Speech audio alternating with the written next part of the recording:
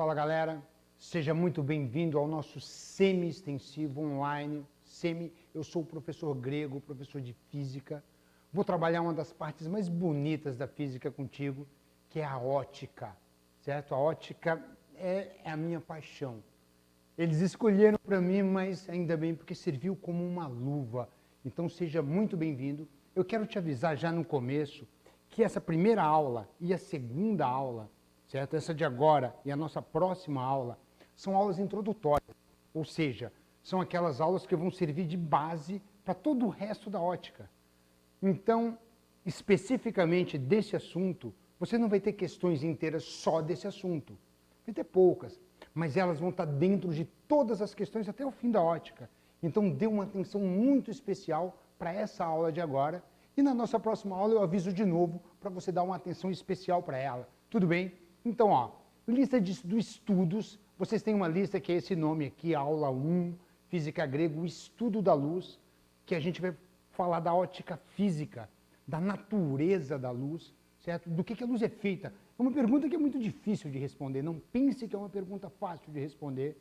E você tem ali os exercícios propostos do Coque 1000. Tem ali 2 exercícios inteiros desse Coque 1000. O UFSC e Coque 1000 UDESC, você tem o exercício 70 inteiro e o 71, somente uma das afirmativas, que é a 4, que está ali indicado para você, que pertence a essa aula, que é a parte da ótica física, a parte da natureza da luz. É uma aula muito bonita, você vai ver, vem comigo. A gente começa falando assim, ó. Dixit Deus, fiat lux, et facta lux est. Cara, o que é isso? Um grego falando latim aqui para você. Mas essa frase aqui é uma frase bíblica. Está em latim aqui, porque eu quero fazer mala, na verdade. Mas ela diz o seguinte, ó. Faça-se, e Deus disse, fiat lux, faça-se a luz, et facta lux est. E a luz foi feita. Gênesis capítulo 1, versículo 1. Olha a importância da luz. O primeiro trampo de Papai do Céu foi a luz. A primeira coisa que Deus fez foi a luz, certo? E isso está na Bíblia. Porque para um físico, essa frase é assim, ó. E Deus disse, aqui você tem 4 equações, que são as equações de Maxwell, que trabalham lá com o eletromagnetismo, né? O comportamento de ondas eletromagnéticas. E você tem lá interações entre campos elétricos e campos magnéticos. E a luz foi feita. É assim que um físico diz a frase que você está vendo ali em cima. E Deus disse 4 equações. Com essas 4 equações a gente explica tudo. Grego, eu preciso saber dela? Graças a Deus, não. Era só uma ilustração para a gente começar a nossa aula. E agora vamos lá. O que é a luz? Vamos falar da natureza da luz. Ótica física trata da natureza da luz. Ainda não é ótica geométrica. Então, o que é a luz? Sempre as pessoas tentaram explicar. Durante todos os tempos, existiram tentativas de explicação do que seria a luz. As mais relevantes, as mais importantes para a gente são a de Newton, claro, não tem como deixar Newton fora de praticamente nada na física. Então, a hipótese newtoniana, isso já foi cobrado em vários vestibulares, é chamada de hipótese corpuscular. Corpúsculo é a mesma coisa que partícula, massa, matéria. Então, Newton imaginava que a luz era formada por algum tipo de matéria, como átomos, por exemplo. Pensa em pequenas esferas, pequenas bolinhas, muito pequenas, é claro, tanto que eu não sinto, mas muito velozes, certo? É a hipótese corpuscular, então pensando na luz como uma partícula, como um corpúsculo. E tem a hipótese ondulatória, que era defendida por vários outros pesos pesados da física. Eu chamei a atenção para 3 nomes, observe os nomes ali. Christian Huygens, Robert Hooke e Thomas Young. Eu citei 3 nomes, tem vários outros, Fresnel, são vários outros que defenderam que a luz seria uma onda, certo? Então, alguns defendiam que a luz seria partícula, encabeçados por Newton, outros defendiam que a luz era onda, encabeçados por Fresnel, Christian Huygens, Thomas Young, enfim, uma galera. Não precisa se memorizar os nomes, tá? Eu aconselho você se lembrar do nome de Newton, porque Newton é sempre uma estrela na física, certo? Mas lembra que existiam essas 2 correntes. Mas hoje em dia, quando a gente pensa na física de hoje, na física atual, eu penso na luz como uma onda ou como uma partícula? Você deve saber essa resposta. A gente pensa na luz como sendo um ser dual, ou seja, a luz tem as duas características ao mesmo tempo. Ela é uma onda-partícula. Em alguns fenômenos, eu observo a luz se comportando como uma onda. Quando a luz sofre refração, difração, interferência, polarização, que vocês vão ver na parte de ondulatória, com o nosso colega que vai trabalhar as ondas, certo? Luz se comportando como onda. Mas tem algumas situações, como por exemplo no efeito fotoelétrico, que você vai ver com a gente lá no fim, lá na física moderna, certo? A pressão da luz. São situações onde você só consegue explicar o comportamento da luz pensando nela como uma partícula e não como uma onda. Então hoje é assim que a gente enxerga a luz. Ela é dual, ela é uma onda-partícula. Na maior parte do nosso curso, que vocês vão ter comigo, a gente vai pensar na luz como uma onda. Na maior parte do curso. Só lá na física moderna é que a gente vai olhar para o lado partícula da luz. Beleza? Então, primeira parte vencida dessa aula. Vamos na sequência. A velocidade da luz. Quando a gente fala na velocidade da luz, é a velocidade de todas as ondas eletromagnéticas. E são muitas as ondas eletromagnéticas. Ondas de rádio e TV, micro-ondas, infravermelho, ultravioleta, raio-x, raios gama. Todas essas ondas eletromagnéticas têm a mesma velocidade que a luz. E olha o númerozinho. 299.792.458 metros por segundo. É incrível. Foi medido tantas vezes que é a grandeza que os físicos conhecem com a maior precisão. Conta, são 9 algarismos significativos. Então não tem nada que a gente conheça melhor do que a velocidade da luz no vácuo. Porque nos meios materiais a gente vai ver um pouquinho para frente que essa velocidade tende a mudar, certo? Quando você tem meios materiais, a velocidade diminui. Essa velocidade aqui, que é claro, também você não precisa memorizar esse número. Eu não sei o número, eu estou colando ele aqui, eu estou lendo ele aqui porque eu não sei. Mas a gente vai sempre arredondar para 3 vezes 10 na oitava metros por segundo. Esse valor eu te aconselho a saber, certo? 3 vezes 10 na oitava metros por segundo é a velocidade da luz no vácuo. E de todas as ondas eletromagnéticas, não somente da luz. Beleza? Tem algumas características dessa velocidade que valem muito a pena, e aí vai a primeira. Ela é uma constante universal. Você deve ter visto nas suas primeiras aulas de cinemática que a velocidade de um corpo sempre depende de um referencial. Aqui não. No que diz respeito à luz, a velocidade da luz ela é independente do referencial. É a única velocidade que não depende de um referencial. Não importa se eu estou me aproximando de um feixe de luz, me afastando, cruzando ele. Qualquer método que eu uso para medir a velocidade, eu encontro sempre o mesmo valor. Certo? É constante universal. E aí, por ser uma constante universal, é um valor muito conhecido e é constante, não depende do referencial, eu posso usar essa velocidade para medir distâncias. Olha que legal. Por exemplo, o Sol. Qual a distância que o Sol está da gente? 15 vezes 10 na oitava metro. É um número muito grande. É muito mais elegante, muito mais bonito. Você falar assim, está 8 minutos e meio luz. E aí você tem que entender o que significa 8 minutos luz.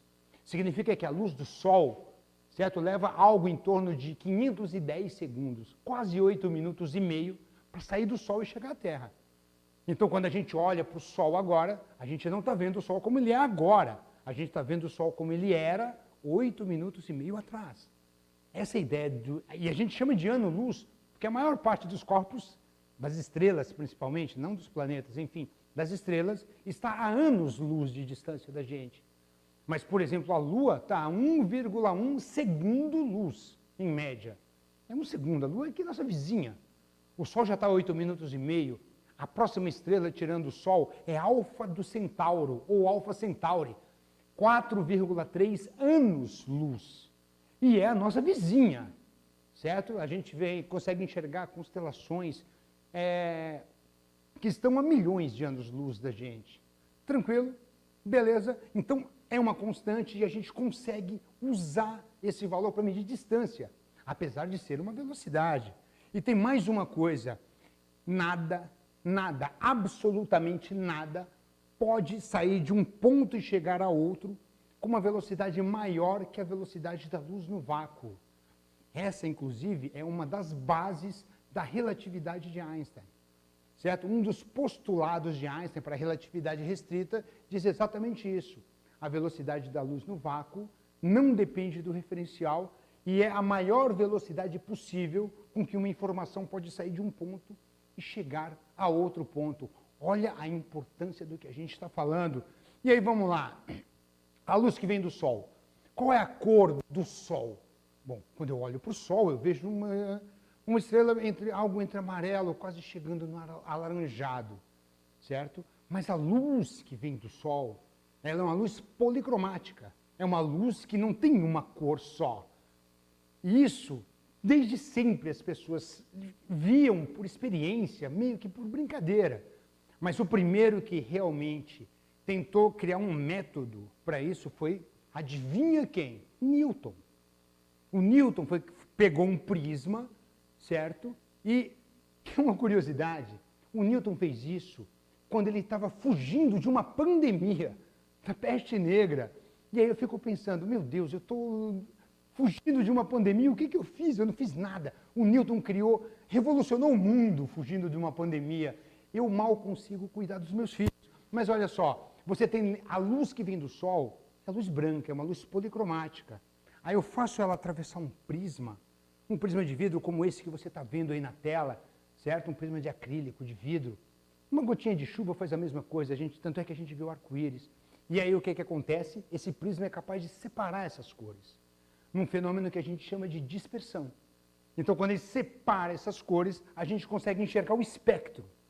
E veja que esse espectro, ele começa lá em cima no vermelho, certo? E vai até lá embaixo no violeta. Do vermelho ao violeta. Essa é a parte visível do que vem do Sol. Antes do vermelho, se você imaginar aqui em cima, antes do vermelho, você vai ter infravermelho. Certo? Abaixo do violeta, você vai ter ultravioleta. Então você tem infravermelho, ultravioleta, fora do espectro visível. O visível começa no vermelho, a gente sempre coloca um macetezinho em inglês, né? ROY, Red, Orange, Yellow, vermelho, alaranjado e amarelo. O verde que está ali intermediário e as três cores da parte azul do espectro. As três primeiras eram a parte vermelha do espectro. Vermelho, alaranjado e amarelo são cores vermelhas, certo? Azul, anil e violeta são cores azuladas. E o verde está ali no meio, equilibrando esse espectro. B, então, blue, certo? E índigo, índigo é o anil, e V é o violet, violeta. Roy G. Biv, uma dica que vocês vão ver lá nas aulas de ondulatória, mas eu não posso perder a chance de te falar, é sobre a frequência. A frequência, o vermelho do espectro visível, o vermelho é quem tem a frequência mais baixa, e aí a frequência vai aumentando à medida que você vai indo para baixo. Do vermelho ao violeta, vermelho tem a menor frequência e a frequência vai aumentando. Violeta é que tem a maior frequência desse espectro visível, da parte visível da luz. Beleza? E esse fenômeno que o prisma faz de separar essas cores, nós chamamos de dispersão da luz. Dispersar é uma palavra que significa meio que separar. Então, te dá uma noção intuitiva do que significa dispersão. Dispersão, dispersar. Dispersar, separar. Então, a luz que vem do Sol, policromática, atravessa um prisma, se dispersa nessas 7 cores. Roy G. Biv, do red até o violet. Tranquilo? Vamos lá na sequência. Isso aqui não está no material de vocês e não costuma aparecer nas apostilas. A lei geral de Kirchhoff, da emissão de corpos quentes, de corpos aquecidos. Mas ela é muito importante porque ela já foi cobrada em alguns vestibulares nossos aqui em Santa Catarina. A UFSC já colocou uma questão sobre isso. A Estadual de Ponta Grossa, no Paraná, também já colocou uma questão sobre isso. Então eu vou dar um toque bem rápido. O que diz essa lei geral? Ela diz que um corpo aquecido, um corpo quente, certo? Quando ele emite luz, ele emite um espectro contínuo. O Sol, por exemplo. Imagina, o Sol é uma massa gigantesca. temperaturas altíssimas. Então ele consegue varrer desde o vermelho até o violeta. Agora, se eu pegar uma substância, só um gás, por exemplo, nitrogênio, certo? 99,99% de pureza. Eu só consigo em laboratórios especializados. Vou pegar esse gás de hidrogênio e vou aquecer esse gás de hidrogênio, esse nitrogênio, hidrogênio, oxigênio, enfim. O que vai acontecer? Ele vai emitir uma luz. Só que se eu pegar essa luz que ele emitiu e fizer ela atravessar um prisma, eu não vou ver um espectro contínuo, como que vem lá de um corpo aquecido. Eu vejo só algumas linhas. Só algumas linhas. A gente chama de espectro de emissão. Tanto é que cada tipo de átomo, cada tipo de gás, cada tipo de molécula diferente vai ter um espectro de emissão diferente. Assim a gente consegue identificar, por exemplo, do que o Sol é feito. Como é que a gente sabe quais são os gases que tem na atmosfera de Marte? Quer dizer, hoje até já tem uns rovers ali que poderiam fazer uma análise química para a gente. Mas como é que eu sei o que tem na atmosfera de Júpiter, por exemplo? É através de linhas de espectro, certo? E aí, para confirmar isso, se eu pegar um corpo quente e fizer a luz desse corpo quente atravessar um gás frio, o espectro que era contínuo saindo de um corpo quente, quando ele atravessar o gás frio, vai ficar faltando algumas linhas. Isso é chamado de espectro de absorção. E sabe o que é mais legal? O espectro de emissão e o espectro de absorção, eles se encaixam. Aquelas linhas que tem no espectro de emissão são exatamente as linhas que faltam no espectro de absorção. Usando esse tipo de técnica, certo? Foi que os químicos e físicos também conseguiram desenvolver a teoria atômica como a gente conhece hoje, com níveis e subníveis de energia. Isso é legal também, hein? Vamos lá. A cor dos corpos. Como é que eu identifico a cor de um corpo? Bom, a cor de um corpo depende exclusivamente do tipo de luz que está atingindo esse corpo. Por exemplo, se você olhar para mim agora, essa roupa preta aqui, onde é que está o preto? Lembra do Roy G. Biv? Não tem preto ali. O que é o preto? O preto é a ausência de luz. Então significa que tem luz branca atingindo esse meu corpinho fofo aqui, só que a parte da luz que atinge essa minha camiseta, esse pigmento que tem aqui, ele absorve a maior parte da luz. Então ele reflete muito pouco, praticamente nada. Como ele reflete muito pouco, você olha para mim e fala, ó, não tem luz ali, é preto. Agora, por exemplo, aqui, se você olhar para esse foguetinho que tem aqui, certo? O que que acontece? Ele é branco. Branco reflete praticamente todas as cores. E se ele reflete praticamente tudo que incide nele, todas aquelas 7 cores misturadas ficam branco. Então, quando eu misturo 7 luzes, toma cuidado, não é misturar 7 tintas. Eu estou misturando luz e não tinta. Quando eu misturo 7 luzes, fica branco. Então, a soma de todas as cores é o branco. A ausência dessas cores é o preto. Agora, por exemplo, essa imagem que eu coloquei para você aqui, uma imagem bonita. Se você olhar, por exemplo, aqui para as plantas, certo? As folhas, clorofila, tal. O que elas fazem? Quando eu olho para uma folha, para uma planta como essa, iluminada pela luz do sol, eu vejo ela verde. Por que eu vejo ela verde se a luz do sol tem 7 cores? Porque aquelas folhas estão absorvendo praticamente todas as outras e estão refletindo, adivinha qual? O verde. Então a cor que você está vendo daquele corpo é a cor que ele está refletindo. As outras ele está absorvendo. Então o que uma folha faz com a luz vermelha? Absorve. O que a folha faz com a luz azul? Absorve. O que a folha faz com a luz verde? Reflete. Então ela só reflete a luz verde.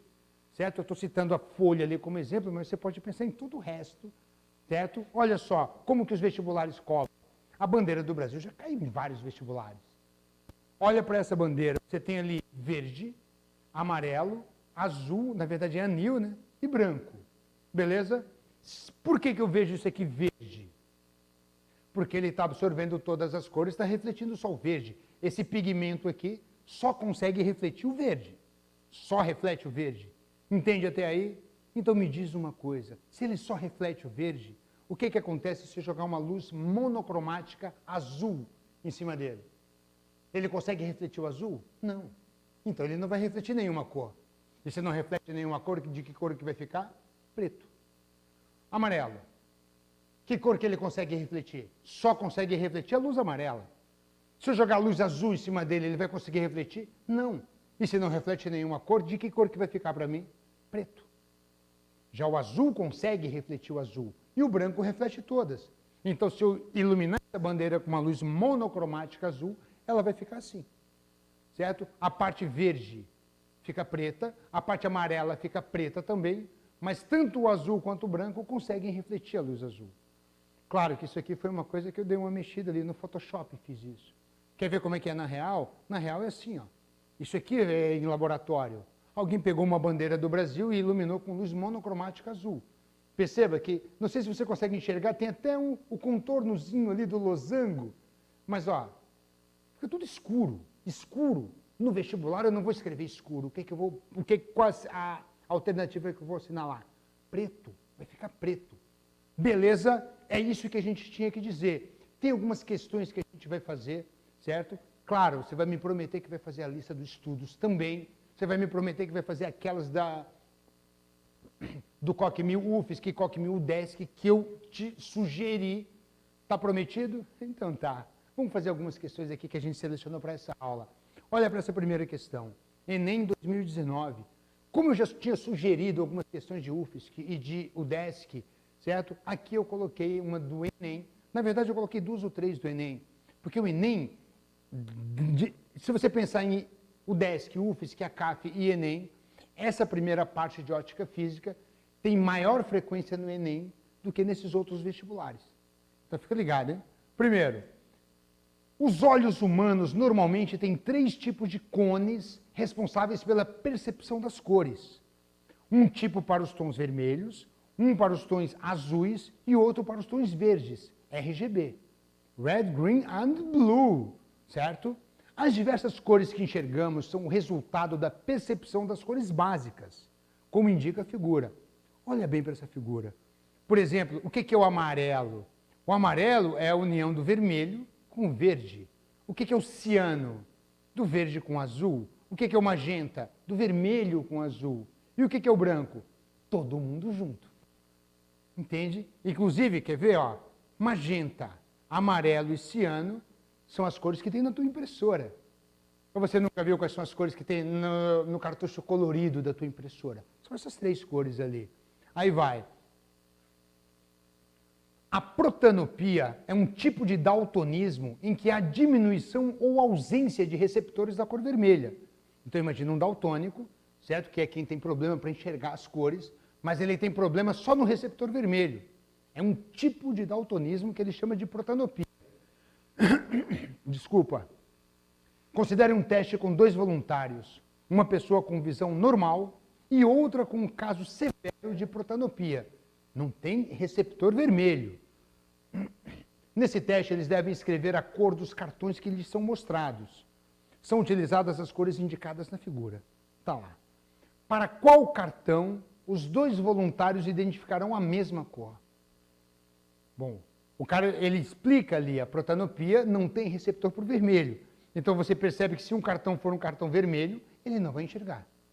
E se for um cartão amarelo, ele vai ter problema, porque a protanopia não tem receptor para o vermelho. E o amarelo é a união do vermelho com o verde.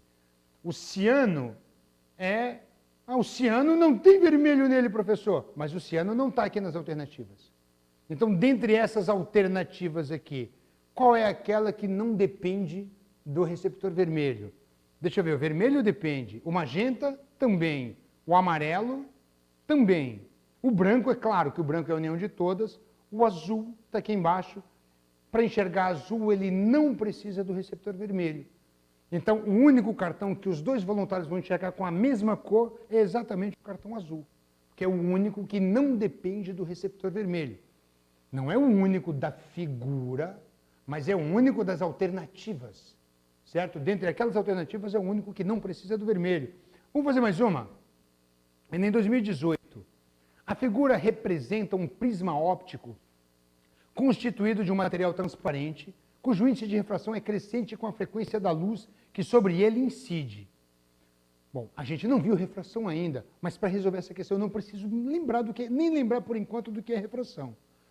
Ele diz aqui, ó, um feixe luminoso composto por luzes vermelha, azul e verde, só tem essas três, vermelha, azul e verde, RGB, incide na face A, ali está faltando a letra A, né? Incide na face A, emerge na face B e após ser refletido por um espelho, incide num filme para fotografia colorida, revelando 3 pontos. Aqui está o filme, certo? Então ele vai entrar na face A e vai sair na face B.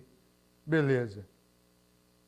Observando os pontos luminosos revelados no filme, de baixo para cima, constatam-se as seguintes cores, de baixo para cima. Então vamos ver. Eu vou pegar aqui os 3, certo? As 3 corzinhas, vermelho, verde e azul, e vou te mostrar como é que isso vai ficar aqui. Me acompanha aqui no quadro? Então, lembra como é que fica? As cores que saem aqui são o Roig Biv, certo? O Roig Biv. Então, essa primeira aqui seria o vermelho, só que o vermelho vai atingir o espelho, vai ser refletido aqui. A segunda seria o verde, pensando lá no Roig Biv, está aqui, ó, Roig Biv, ao contrário aqui. Essa segunda seria o verde, certo? E a terceira é a parte azul do espectro, é que desvia mais quando passa pelo prisma. Aqui está o azul. Beleza? Então, ó, vermelho, verde e azul. Então, aqui você teria o azul, blue. Aqui você teria o verde, green. E aqui você teria o vermelho, R. RGB, só que dali está BGR, certo? E aí ele pergunta, no perfil do filme, essas cores, só que ele te diz assim, ó, vista de baixo para cima. E daí de baixo para cima, quais seriam? De baixo para cima, vermelho, verde e azul. Vermelha, verde e azul.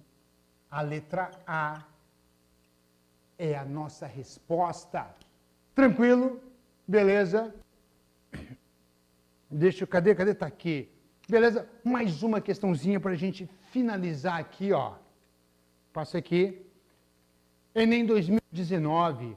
Quando se considera a extrema velocidade com que a luz se espalha por todos os lados e que, quando vem de diferentes lugares, mesmo totalmente opostos, os raios luminosos se atravessam uns aos outros sem se atrapalharem, compreende-se que, quando vemos um objeto luminoso, isso não poderia ocorrer pelo transporte de uma matéria que venha do objeto até nós, como uma flecha ou uma bala atravessa o ar, pois certamente isso repugna bastante a essas duas propriedades da luz, principalmente a última, que é o fato de um raio de luz poder passar pelo outro, um feixe passar pelo outro, e eles seguirem o caminho deles, como se nada tivesse acontecido.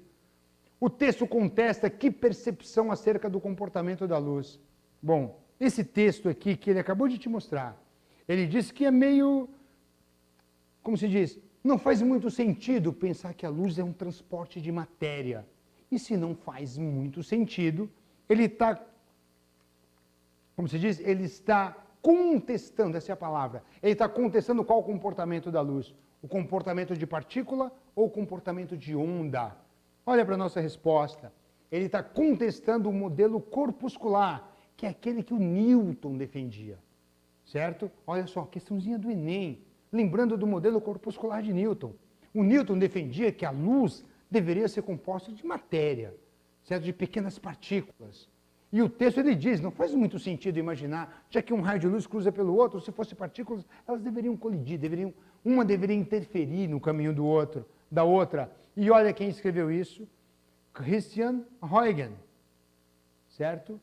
Christian Huygens é um daqueles pesos pesados que eu te disse no começo da nossa aula. Opa, eu passei para o lado errado, Tranquilo, chegamos aqui. Aqui eu finalizo essa nossa aula e um grande abraço